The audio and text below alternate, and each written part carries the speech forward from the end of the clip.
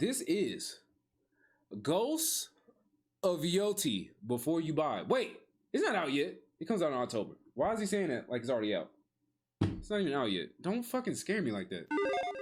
And we're back with another episode of Before You Buy. That show we give you some straight up gameplay and our first impressions of the latest games releasing. As usual, it's me, out? Jake Baldino. And today it comes out on the 4th, right? Because he got early access? Wait.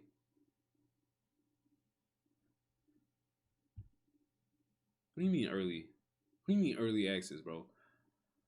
There's no way I did my research for this game and it's already out.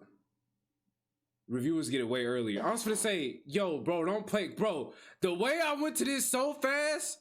Hold on, we finna figure out when this game come out. Ghost of what? Shit. Ghost of Yoshi. I think it's not Yoshi, it's Yotei. It's something like that. I was close. How I get this right now? Release date. The second. When's the second? On Thursday.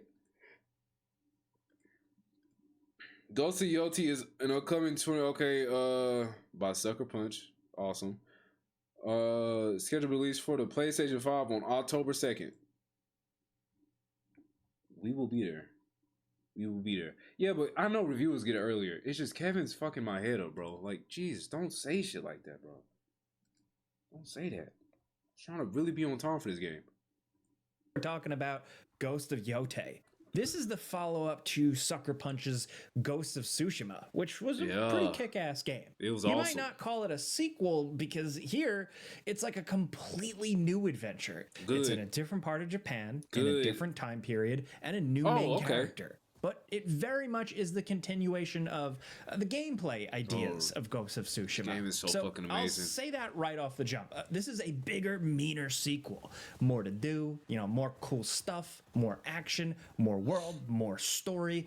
But it's not quite the smack in the face, holy cow, that the original Tsushima was. I've been playing this shit for a long ass time, bro. It doesn't quite hit as hard the second time around. What? If you were looking for a complete revolution, a complete overhaul, you don't really get that here. It's more Ghost of Tsushima, but not in a bad way. Don't get me twisted. When I say more, I mean a lot more is put in here. And if you just wanted more, you might dig this, because I certainly have been. And the usual housekeeping, just so you know, I've been playing a review copy, and this footage was captured running on a PS5 Pro, and it is completely spoiler-free. I show some of the region biomes, but some of that discovery is half the fun, so I tried to keep it limited, and all the cutscenes are very early or small side stuff. Yotei takes place in the northern region of Japan. Ezo. You play as Atsu, a woman out for revenge after her family was murdered when she was a child by a group of murderous dudes called the Yotei 6. Each one unique and identifiable and typical, kind of predictable video game. Okay, so like the Akatsuki. We take it out the Akatsuki. Fuck it. Okay. Boss fashion. Now you then set out as adult Atsu to murder all these guys. She's out for revenge and she's a brute.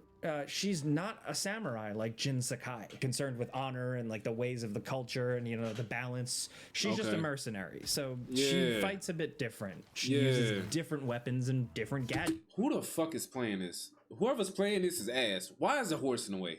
What are we doing, y'all? She fights a bit different. Like, bro, what?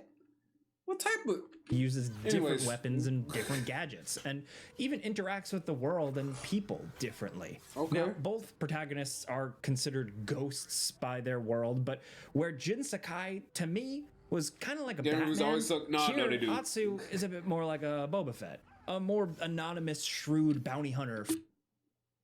Okay, he said no spoilers, but I'm looking at a fucking wolf help us fight, jackass. And I like what I'm seeing. Focused on only the mission, but they'll occasionally surprise you. I'm like, obviously people think Boba Fett sucks after Return of the Jedi when he instantly dies. I'm not talking about that. Maybe not the best comparison, but I'm rolling with it. Look, structurally, the game is different from the last game, and it's probably one of the bigger departures. So Yotei is extremely non-linear, and it gives you all these Yotei 6 targets that you can at least kind of pursue in whatever order you want. Okay. You're going to get clear clues as you progress, and you can kind of choose which clues and which information to pursue. And it happens in some pretty interesting and organic ways. It doesn't really feel like it's a video game just blasting stuff in your face and pointing you in the next direction. It's kind of more slow, like information gathering as you progress through these lands. Now, as a story, okay, I mean that makes sense. Like she gets older, she's in a spot, and then she has to like find out where each hideout is in China. She's really a bounty hunter. Experiment. It is really nice to see Sucker Punch's good storytelling chops work well here, even if the game is filled with like non-linear story progression and an endless amount of open world distractions, even more so this time. The game still manages to like do a great job staying focused on the core mission. It's hard for me to explain how, but you just never lose sight of what the overall plot is. The last game did that well through, really thoughtful side quests and activities design. And that's even more the case here. And you can tell it's trickier because there's a lot more freedom with like how things progress. Plus, I was pretty skeptical of the Yotei 6 thing because I feel like the here are all the bosses, go out and kill them. They're all weird and they all have their own thing.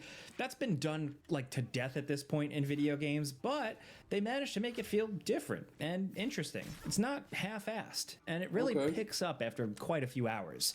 Some of it is predictable, which might bum some folks out. Bro, these fights, oh my God, they used to be so difficult, bro. I love them. But the presentation and performances, I think, really elevate. And I play realistic. Like, I really tried to play, like realistic as possible, bro.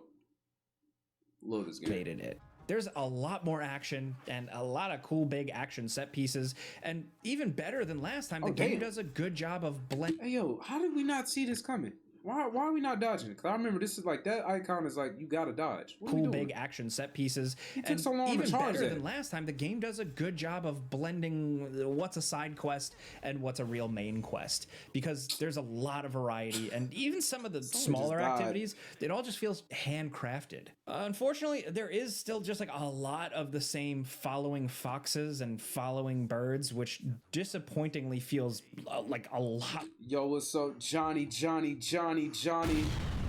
Appreciate the welcome back, my boy. Appreciate that. Like more of the same. But then on the flip side, at least I'll say there are some stronger side quests here. I'm good stuff. Shit out of this, bro. Many of which I completed, and I found myself going, damn, I could have just walked past that. Get my combat this time around builds off of what came before it. It's still the same type of combat. It's not the most difficult combat in the world, but it can be really fun. And it's not the most difficult combat in the world. I mean,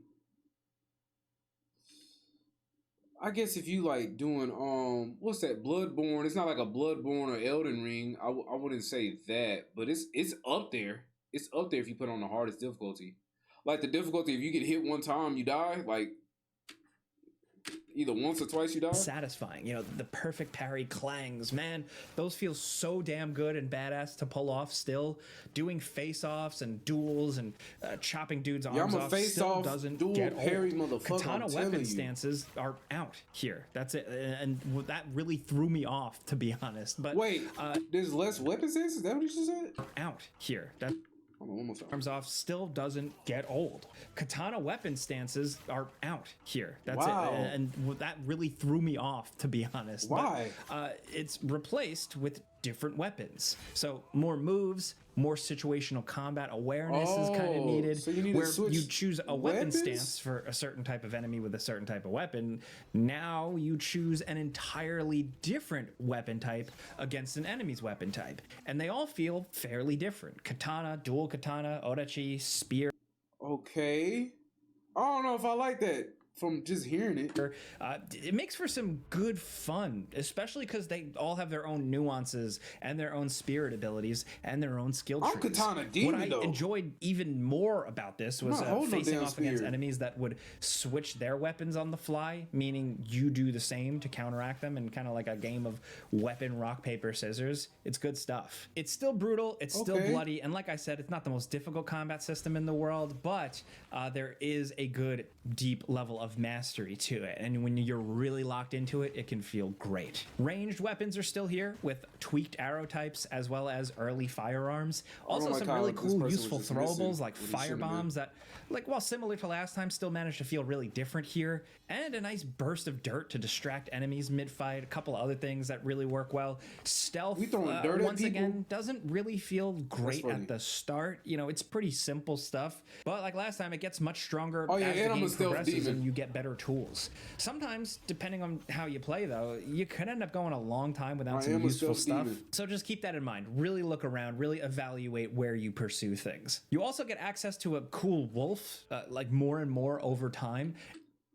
I thought he was supposed to be spoiling shit. He just spoiled the whole wolf thing. It kind of starts as a random occurrence, and it can be earned as a new game mechanic through exploring and pursuing side objectives. And the wolf is really awesome in a fight. It can save you as a kind of last stand mechanic. It can be summoned, and it has its own dedicated skill tree, and everything does, really.